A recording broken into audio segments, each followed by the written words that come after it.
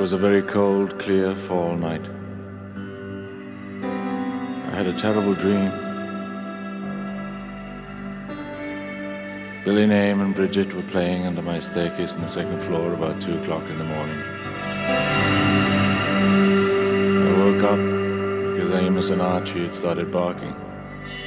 That made me very angry because I wasn't feeling well, and I told them I was very cross, the real me, that they just better remember what happened to Sam the bad cat that was left at home and got sick and went to pussy heaven.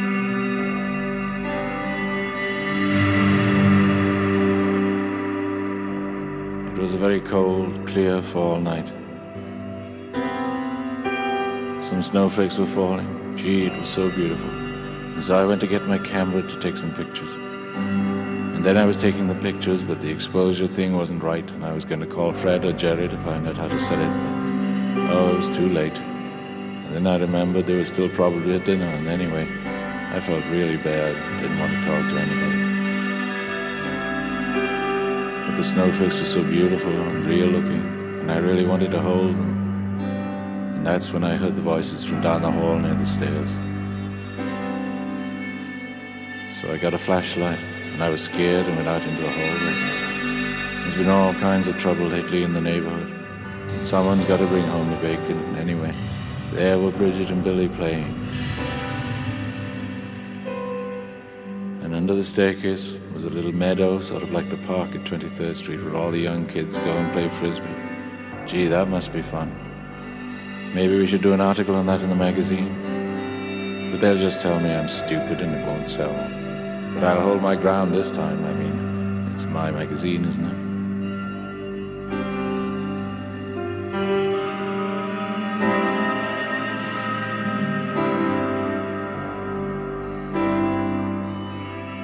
So I was thinking that as the snowflakes fell and I heard these voices having so much fun, gee, it'd be so great to have some fun. So I called Billy, but either he didn't hear me or he didn't want to answer, which was so strange because even if I don't like reunions, I've always loved Billy. I'm so glad he's working.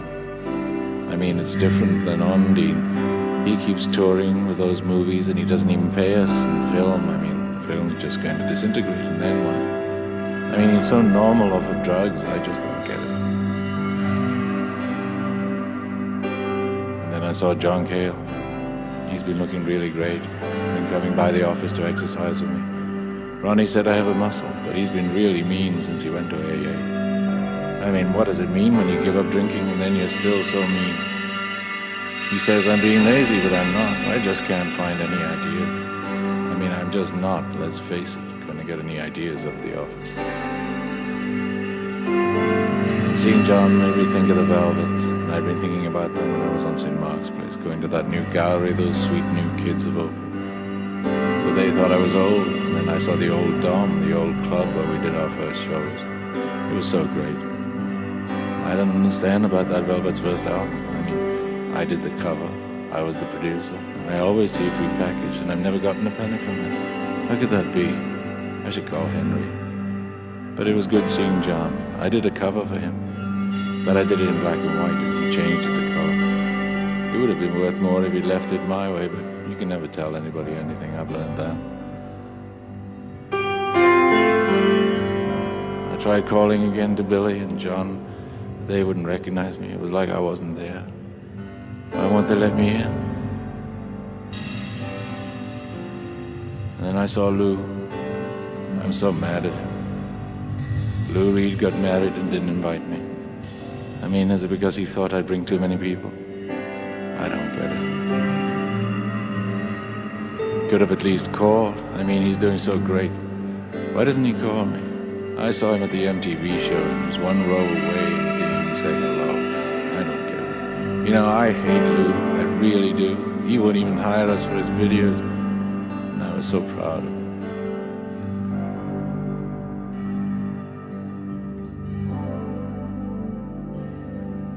I was so scared today.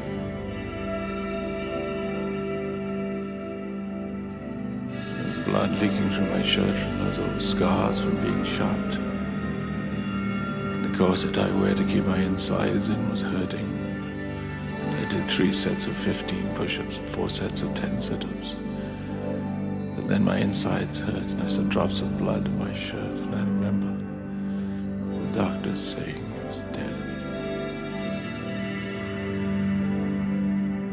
And then later they had to take blood out of my hand because they ran out of veins. But then all this thinking was making me an old grouch, and you can't do anything anyway, so they wouldn't let me play with them in my own dream. I was just going to have to make up another, and another, and another. Gee, wouldn't it just be so funny if I died in this dream before I could make